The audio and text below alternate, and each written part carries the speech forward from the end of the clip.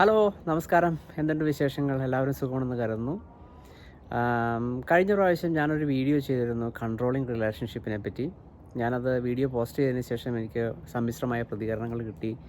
അതിൽ നിന്ന് എനിക്ക് കിട്ടിയ ഒരു ഫോൺ കോള് നിങ്ങളുമായിട്ട് ഷെയർ ചെയ്യാമെന്ന് ആഗ്രഹിക്കുന്നു.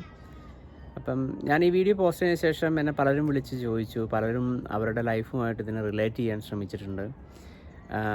ഒരു നല്ലൊരു മെസ്സേജാണ് ആ വീഡിയോ കൊടുത്തതെന്ന് പലരും അഭിപ്രായപ്പെടുകയുണ്ടായി.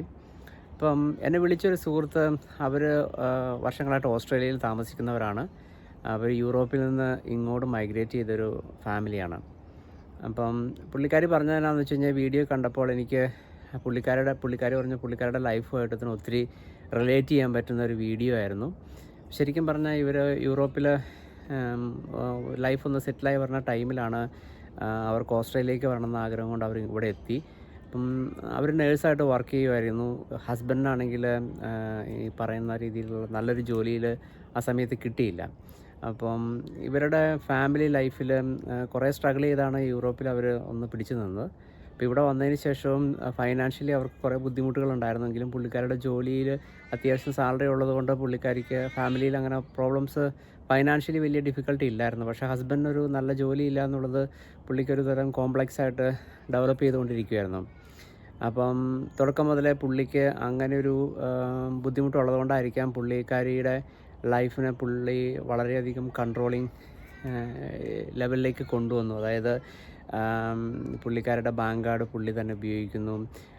അതുപോലെ പുള്ളിക്കാരി യാത്രകളൊക്കെ പലയിടത്തും, ഇപ്പം നമുക്ക് ഫ്രീ ടൈം കിട്ടുമ്പോൾ പലപ്പോഴും പുള്ളിക്കാരിക്ക് ആഗ്രഹം ഉണ്ടായിരുന്നു എവിടെയെങ്കിലുമൊക്കെ ഒന്ന് പോകണം, കുറച്ചൊന്ന് റിലാക്സ് ചെയ്യണം. കാരണം വർക്ക് മാത്രമാകുമ്പോൾ ഒത്തിരി സ്ട്രെസ്ഫുള്ളാണ്. പക്ഷേ പുള്ളിയാണ് ഡിസൈഡ് ചെയ്യുന്നത് എവിടെ പോകണം, എങ്ങനെ പോകണം, എന്തൊക്കെ വീട്ടിൽ ചെയ്യണം, എന്ത് സാധനങ്ങൾ വാങ്ങിക്കണം. പുള്ളിക്കാരിക്ക് പല കാര്യങ്ങളിൽ ഇൻട്രസ്റ്റ് ഉണ്ടെങ്കിലും അതിനോടൊന്നും പുള്ളി പോസിറ്റീവായിട്ട് പ്രതികരിക്കില്ല. പുള്ളിക്ക് ആഗ്രഹമുള്ള എന്തെങ്കിലും കാര്യം ഉണ്ടെങ്കിൽ ചെയ്യും, അല്ലെങ്കിൽ ഡ്യൂട്ടിക്ക് പോവുക, വീട്ടിൽ വരിക, അപ്പോൾ കുട്ടികളുണ്ട്, അപ്പോൾ കുട്ടികളെ നോക്കുക. അങ്ങനെയുള്ള ഒരു വളരെ റെസ്ട്രിക്റ്റഡ് ആയിട്ടുള്ള ലൈഫിലൂടെയാണ് അവർ കടന്നു പോയിക്കൊണ്ടിരുന്നത്. അപ്പം ഡേ ബൈ ഡേ ആദ്യത്തെ കുറേ വർഷങ്ങളൊക്കെ അവർ അഡ്ജസ്റ്റ് ചെയ്ത് മുമ്പോട്ട് പോയി. പക്ഷേ കുറച്ച് കഴിഞ്ഞപ്പോൾ അത് അവരുടെ ലൈഫിനെ, ഡേ ടു ഡേ ലൈഫിനെ തന്നെ നെഗറ്റീവായിട്ട് ബാധിച്ചു തുടങ്ങി. ആ സമയത്ത് അവർക്ക് കൂടെയുള്ള കൊളീഗ്സിൽ നിന്ന് കിട്ടിയ അഡ്വൈസ് പ്രകാരം അവരുടെ GPയെ കണ്ടു. GP എന്ന് വെച്ചാൽ ജനറൽ പ്രാക്ടീഷണർ. ഇവിടെ എല്ലാവർക്കും ഒരു GP ഉണ്ട്, ഡോക്ടേഴ്സ് ഉണ്ട്.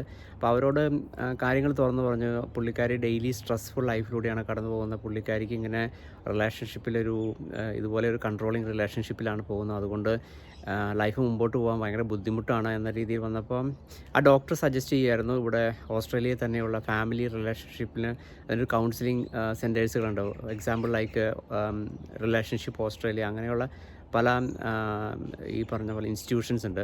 അപ്പോൾ ഇവരെ ആദ്യം ഹസ്ബൻഡിനോട് ഈ കാര്യം സംസാരിച്ചപ്പോൾ ഹസ്ബൻഡിന് അതിനോട് വലിയ താല്പര്യം ഉണ്ടായിരുന്നില്ല. കാരണം പുള്ളിയുടെ ഒരു പോയിൻ്റ് ഓഫ് വ്യൂവിൽ നമ്മുടെ ലൈഫിന് പ്രത്യേകിച്ച് അങ്ങനെ ഒരു പ്രോബ്ലം ഇല്ല, എല്ലാ കാര്യങ്ങളും ഞാൻ നോക്കുന്നില്ലേ, പിന്നെ എന്താണ് ഇതിനകത്ത് പ്രത്യേകിച്ച് മറ്റൊരാളെ ഈ കാര്യത്തെപ്പറ്റി സംസാരിക്കേണ്ട ആവശ്യകത എന്നാ. പുള്ളി പറയുന്നത് എല്ലാം ഓക്കെയാണ്, പെർഫെക്റ്റ് ആണെന്നാണ്. പക്ഷേ വൈഫിനെ സംബന്ധിച്ചിടത്തോളം ഒന്നും തന്നെ അഡ്ജസ്റ്റ് ചെയ്യാൻ പറ്റുന്ന ഒരു സാഹചര്യമല്ല. എല്ലാം ഒരുതരം മെക്കാനിക്കൽ ലൈഫിലൂടെ കടന്നു പോകുന്നു. അപ്പം പുള്ളിക്കാരിയുടെ ഒരു സ്വാതന്ത്ര്യം എന്ന ഒരു സിറ്റുവേഷനിലേക്ക് അവർക്കത് ഫീൽ ചെയ്യുന്നില്ല.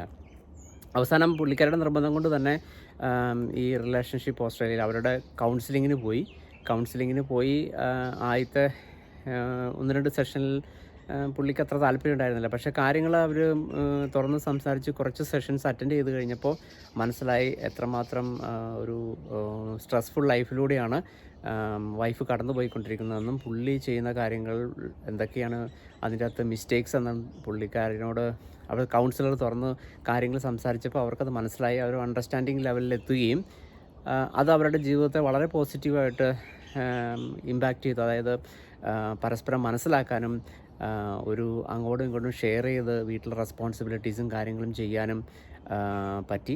അപ്പം പിന്നീട് അവരുടെ ലൈഫ് വളരെ സ്മൂത്തായിരുന്നു.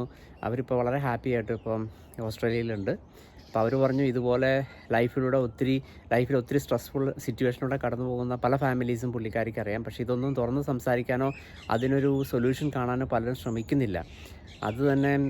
അത് അവരുടെ ഉള്ളിൽ തന്നെ വെച്ചുകൊണ്ട് ഈ പുറമേ ഒരു എന്നാ പറയണ ഒരു ഒരു ഗുഡ് ഫാമിലി ആണെന്നുള്ള രീതിയിൽ സൊസൈറ്റിയെ കാണിച്ചുകൊണ്ട് ജീവിക്കുന്ന ഫാമിലീസ് ഒത്തിരി പേരുണ്ട്. അപ്പം ആരെങ്കിലുമൊക്കെ ഇങ്ങനെ ഈ വീഡിയോ കാണുന്നുണ്ടെങ്കിൽ നിങ്ങളുടെ പരസ്പരം നമ്മളൊരു എൻ്റെ ഒരു പേഴ്സണൽ പോയിൻ്റ് ഓഫ് വ്യൂവിൽ ഒരു ഹസ്ബൻഡ് ആൻഡ് വൈഫിന് ഈക്വൽ റെസ്പോൺസിബിലിറ്റീസാണ് ഫാമിലീസിലുള്ള ഒരു 50-50.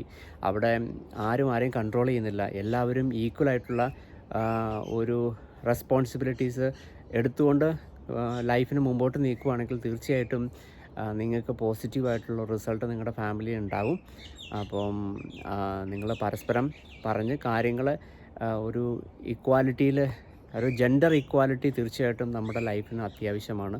അപ്പോൾ അങ്ങനെ കൊണ്ടുവരുവാണെങ്കിൽ നിങ്ങളുടെ ലൈഫ് തീർച്ചയായിട്ടും വളരെ ഫ്രീ ആയിട്ട് ജീവിക്കാൻ പറ്റും. നമ്മൾ ഈ ഓസ്ട്രേലിയയിൽ ജീവിക്കുമ്പോൾ നമുക്ക് ഈ പറഞ്ഞ പോലെ എക്സ്പ്ലോർ ചെയ്യാൻ പറ്റുന്ന ഒത്തേറെ സ്ഥലങ്ങളുണ്ട്. നമുക്ക് ട്രാവൽ ചെയ്യാം, നമുക്ക് നമ്മുടെ മനസ്സിഷ്ടമുള്ള പല കാര്യങ്ങളും ചെയ്യാം. ഈ ജോലിയും വീടും മാത്രം ഒതുങ്ങി നിൽക്കാതെ നമ്മുടെ പുറത്തെ ലോകത്തിലേക്ക് നമ്മളൊന്ന് കടന്നു വരുവാണെങ്കിൽ നമ്മൾ കാണാത്ത വേറെ ലോകം തന്നെയാണ്. നമുക്ക് ശരിക്കും പറഞ്ഞാൽ ലൈഫ് എൻജോയ് ചെയ്യാൻ പറ്റുന്ന ഒത്തിരി കാര്യങ്ങൾ ഓസ്ട്രേലിയയിലുണ്ട്. അപ്പം നിങ്ങൾ പരസ്പരം മനസ്സിലാക്കി പരസ്പരം സപ്പോർട്ട് ചെയ്ത് ലൈഫ് ഒരു പോസിറ്റീവ് രീതിയിൽ കൊണ്ടുപോകാൻ ശ്രമിക്കുക.